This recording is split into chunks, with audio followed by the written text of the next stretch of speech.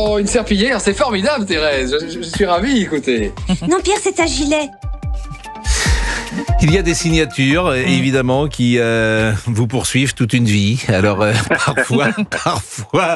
parfois, j'imagine quand on réfléchit à ces émissions, on se dit, mais non, on va pas quand même, il en doit en avoir ras-le-bol, même dans la rue, les gens doivent lui dire, c'est cela, oui, etc. Ça doit être l'enfer. Et puis en même temps, passer ces années où peut-être ça vous faisait suer, entre guillemets, peut-être que vous dites, bah, c'est une reconnaissance, au fond, c'est une signature.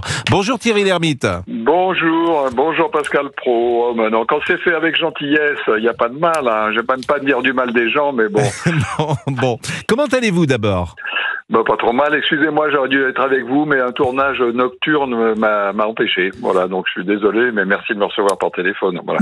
En tout cas, c'est très gentil d'être avec nous. Festival d'Uzès, seul en scène, 7, 8, 9, 10 mai. C'est la 3e édition et c'est un festival qui, comme son nom l'indique, privilégie les seuls en scène. Et il y aura beaucoup de personnalités.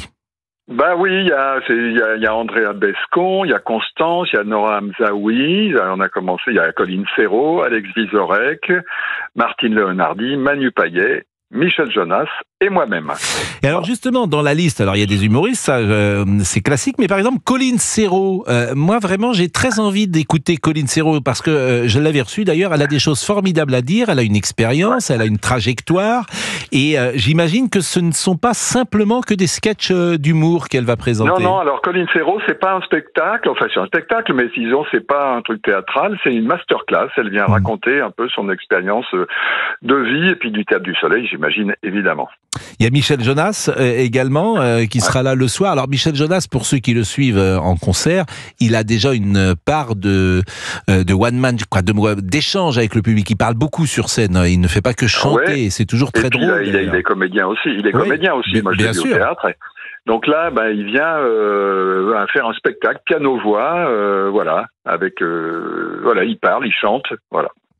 Et alors vous-même, vous allez jouer seul en scène, c'est le 9 mai, ça sera au festival et c'est à 18h et je vois que c'est un spectacle surprise, c'est-à-dire que personne ne sait ce que vous allez dire ni ce que vous allez faire. Non, mais je peux vous le dévoiler un peu, mais en gros c'est une tentative de spectacle qui se prolongera peut-être par un spectacle. Voilà, c'est d'après le livre de Charles Pépin, qui est un philosophe qui passe souvent dans les radios, et c'est sur la rencontre. Voilà, on va parler de rencontre. Alors, ça sera moitié lecture, moitié dit, parce que c'est un spectacle qui est en cours de construction. Voilà, il y a des textes.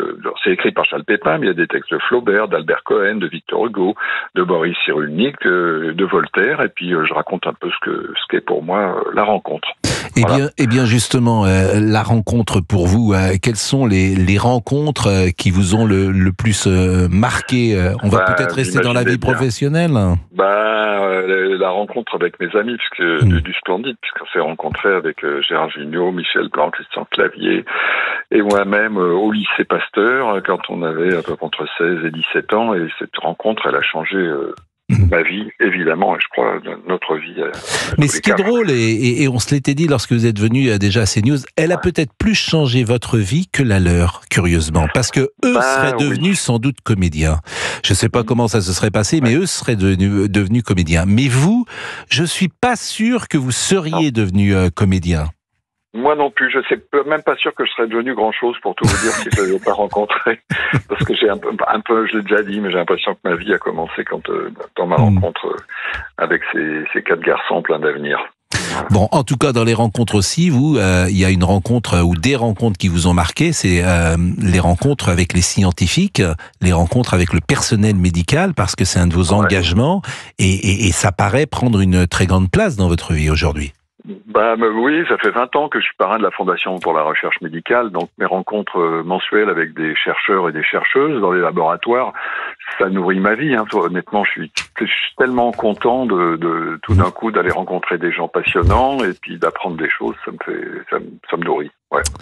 Très Vous heureux avez, chaque mois. vous avez peut-être vu que samedi dernier, l'humoriste Laurent Baffy avait fait son mea culpa sur France 2 sur certaines blagues sorties à l'époque, des blagues lancées aux côtés de Thierry Ardisson notamment. Et je me disais que dans l'humour du Splendide, il y a finalement assez peu de choses qu'on ne pourrait pas réécrire aujourd'hui. Je pense à 2-3 scènes. Je pense qu'effectivement, dans Les Bronzés, quand vous faites peser les jeunes femmes avec qui vous allez avoir une aventure, je ne vous conseillerais pas d'écrire cela aujourd'hui. Je ne vous conseillerais pas. Mais autrement, je trouve que même si c'était, par exemple, dans le Père Noël, je pense que aujourd'hui, la pièce serait reçue quand même comme elle a été reçue à l'époque, sans doute pas, mais en tout cas, j'ai l'impression qu'elle pourrait être écrite aujourd'hui.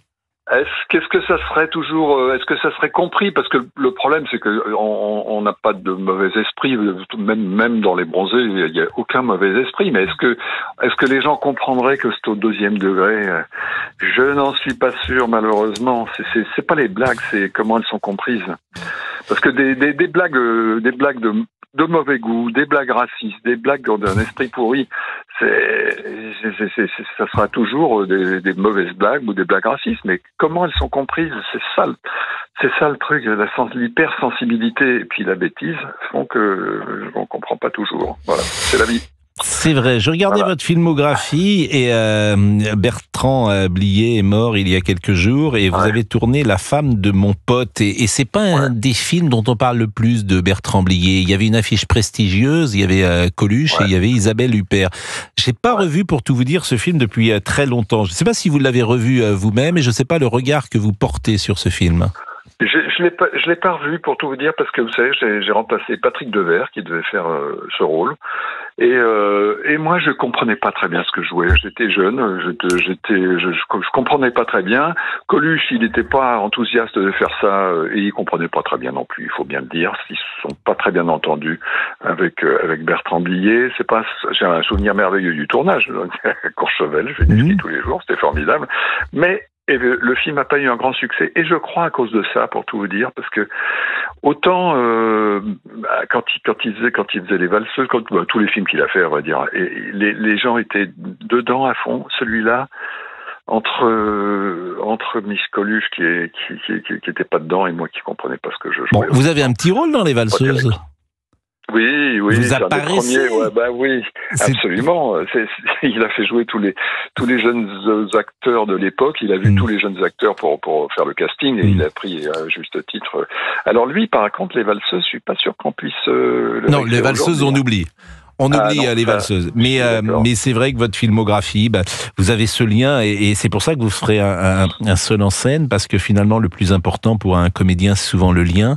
Un lien qu'il a à travers d'abord les films, bien sûr, mais pas que les films, les prestations télé aussi. Par exemple, lorsqu'on vous voit dans Surprise, Surprise, ce lien, il se crée ce jour-là, parce que les gens ont accès à vous, ils vous voient réagir, ils voient votre gentillesse, votre drôlerie, votre spontanéité. Et évidemment que ça crée ce lien-là. C'est tout à fait étonnant d'ailleurs, le lien entre le public et un comédien. Je crois que la sympathie, c'est sûr que ça joue dans le lien. J'espère un peu le travail, un peu le talent, mais la sympathie aussi, évidemment. Et puis moi, je me souviens, effectivement, parce que j'avais 20 ans à l'époque et on était en fac et tous les jours, avec un pote, on disait « Il a dit de l'air, c'est méchant de l'air !» Ce qui était idiot, mais ça nous faisait rire. Et moi, j'aime bien les trucs qui nous font rire bêtement. Et c'était une réplique dans Nuit d'ivresse avec Jacques Belin, je vous en avais parlé la dernière fois. Et c'est vrai que ça me faisait tellement rire. Alors on était en fac, il a dit de l'air. C'est méchant de l'air. Ce qui est idiot, je sais même pas qui avait écrit ça, comment c'est sorti, mais c'est... mais ça, c'est un truc qui est un peu sidérant, à vrai dire, quand on est dans l'air du temps, vous voyez, que des bêtises comme ça, parce qu'il n'y a pas de fondement de l'air, il a dit de l'air, il n'y a rien du tout. Mais disons que c'est un peu mystérieux comment ça accroche avec les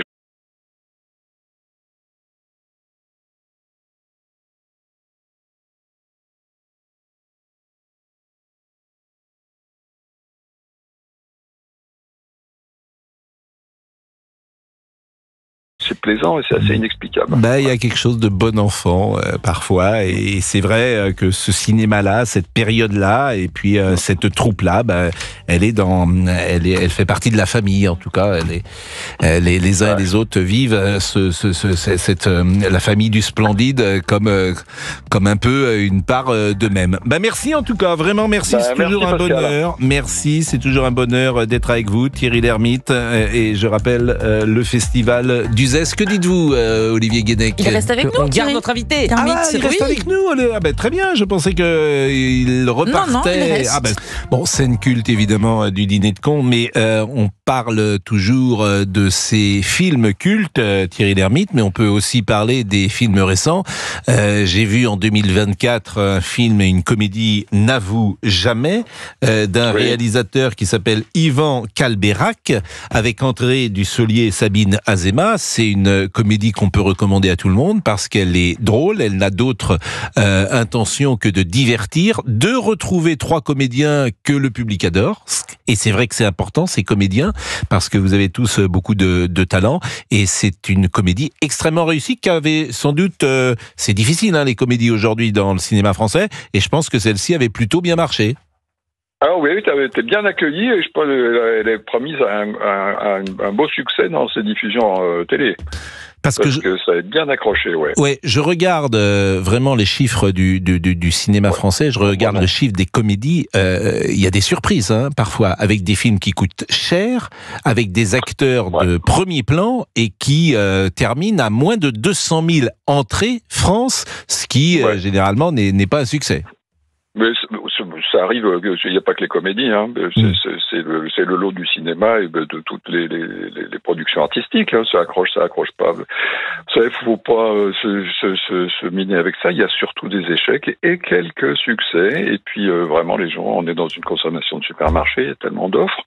On est au supermarché, on dit on va changer un camembert. Oh non, on va prendre celui d'habitude. C'est comme ça que ça marche. Hein. C'est aussi bête que ça. Enfin, manifestement, avec vous, ils prennent toujours le même camembert depuis un moment, parce que ça fait quand même. Mais non, mais il n'y a pas de passage.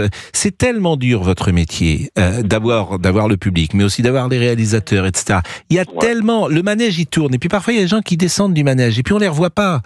Moi, je peux vous citer beaucoup de jeunes comédiens dans les années 80 qu'on n'a jamais revus, des jeunes comédiennes également avec qui vous avez tourné, qui ont beaucoup de mal. Bon, vous êtes toujours là. C'est quand même que il y a quelque chose que les autres n'ont pas. Oui, écoutez, je m'en réjouis, mais c'est l'autre notre métier, hein, c'est comme ça, j'ai 150 films, c'est pas 150 succès, je vous le garantis, hein.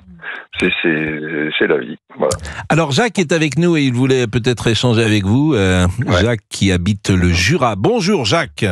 Bonjour, Pascal, bonjour, Thierry. Oui, bonjour, Jacques. Ah ouais, moi ça me fait très très plaisir de vous avoir au téléphone, parce qu'on est à peu près de la même génération. J'ai vécu avec... c'est moi 55, oui. Ouais.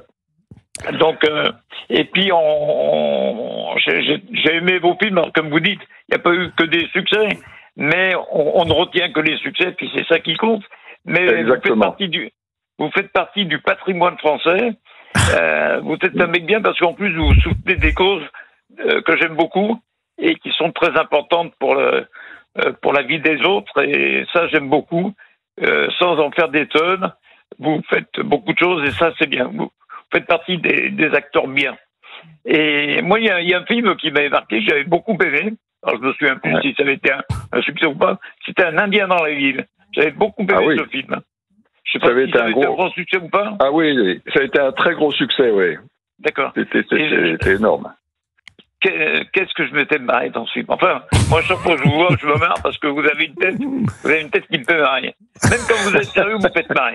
Mais on dit rien, c'est comme ça. C'est pour ça que les gens vous aiment, et c'est pour ça que vous êtes passé un petit peu à travers les mailles du filet au fil des années, parce que puis vous parlez vrai. Vous n'avez pas la grosse tête. Vous êtes un mec normal, quoi. Les gens aiment bien les gens normaux. Voilà. Oh, ils aiment bien les gens extraordinaires aussi, hein. Ouais, vous savez. Oui, non. Mais c'est un peu inexplicable, hein. C'est bien, c'est un peu inexplicable, hein, l'amitié, l'empathie qu'on peut avoir pour certaines personnes, pas d'autres. Heureusement qu'il y en a pour tous les goûts. Et dans un film, il y a Josiane qui disait chaque poids son couvercle. Hein. Voilà, on va dire que c'est comme ça. Non, mais c'est vrai, Thierry, et c'est intéressant ce que dit Jacques, c'est que vous traversez cette vie professionnelle d'abord avec du succès et toujours des rendez-vous, mais aussi avec aucun bad buzz, c'est-à-dire que aucune mauvaise image n'est venue altérer une image de gendre idéal, un mélange de gendre idéal, de fils parfait. Bon. Alors j'imagine que vous avez des défauts comme tout à chacun, bien sûr, vous n'êtes pas un saint, c'est entendu, mais il se trouve que c'est pas si fréquent de traverser la vie professionnelle comme ça, sans un éclat, sans... Oui, alors on va dire que non seulement j'ai des défauts, mais je n'ouvre pas beaucoup ma gueule, faut bien le dire. Donc, je donne pas beaucoup de prise, j'ai jamais mis en avant ma vie privée, donc c'est sûr que je donne pas de prise. Si tout d'un coup je me mettais à déblatérer, c'est sûr qu'il y a des haters, quoi que vous disiez, il y a des haters qui viennent se précipiter là-dessus parce que c'est comme ça aujourd'hui et que ça l'a toujours été dans la vie avec juste moins d'amplitude dans les moyens de diffusion. Donc voilà. Mais forcément aujourd'hui, je comprends ceux qui ont une notoriété forte et quand ils sont comédiens, ils s'exposent, ils n'ont pas envie forcément de s'exposer et parfois de donner, ils sont un peu plus discrets ou un peu plus secrets. Mais c'est vraiment intéressant ce que dit Jacques, cette perception. Quand je disais le lien tout à l'heure, il y a effectivement le comédien, mais évidemment il y a toujours l'homme. Il dit patrimoine. Bon, alors vous, ça vous fait sourire parce que il y a beaucoup de distance. Ça me fait sourire et ça me fait plaisir. Hein. Je ne vais pas vous cacher que je ne déteste pas que les gens m'apprécient. Hein. Oui. Je trouve ça très très gentil et très sympathique. Et quand dans la rue, en tout cas quand c'est fait avec discrétion et politesse et bienveillance, je dis pas non quand les gens me disent merci, quand les gens ils veulent faire des photos. Évidemment, je dis pas non quand je suis pas avec des paquets ou en portant une valise. Voilà. Mais je pense que justement, comme les gens ils vous connaissent, ils devinent comment vous êtes. Précisément, j'imagine qu'ils doivent peut-être de temps en temps vous faire un petit signe de loin comme ça et de ne pas vouloir vous déranger, mais en même temps vous montrer leur affection. Il y en a comme ça et j'apprécie, ça c'est sûr. Bon, je vais vous confier, j'ai un ami, je vous jure que c'est vrai, hein. J'ai un ami, en plus il avait un rôle important, figurez-vous, il était à la DGSE. Bon, donc c'est pas n'importe qui, il s'appelle Pierre Brochand. Et sa vie a été percutée il y a 30 ans. Il s'appelle Pierre Brochand. Et d'ailleurs, son frère était Bernard Brochand, qui était le président du Paris Saint-Germain. Et c'est vrai que Bernard et Pierre ont deux trajectoires tout à fait exceptionnelles. Les deux avaient fait des brillantes études. Et puis donc Pierre Brochand, il est à la retraite aujourd'hui, mais il était à la tête de la DGSE. Donc c'est quand même un service extrêmement sérieux. Et Pierre Brochand, c'est toute sa vie maintenant est percutée avec ce rôle que vous avez joué dans le dîner de cons. Et évidemment, de la même manière, on lui dit, il est gentil, Monsieur Brochand, tous les jours, ce qui évidemment lui fait plaisir. Thierry Lhermitte. Et vous imaginez pour les pignons? Ah oui, mais il y en a des pignons. Moi, j'ai jamais rencontré quelqu'un qui s'appelle François Pignon. Moi j'en ai rencontré. Et alors ça m'a salué un peu pourri sa vie, hein, mais bon.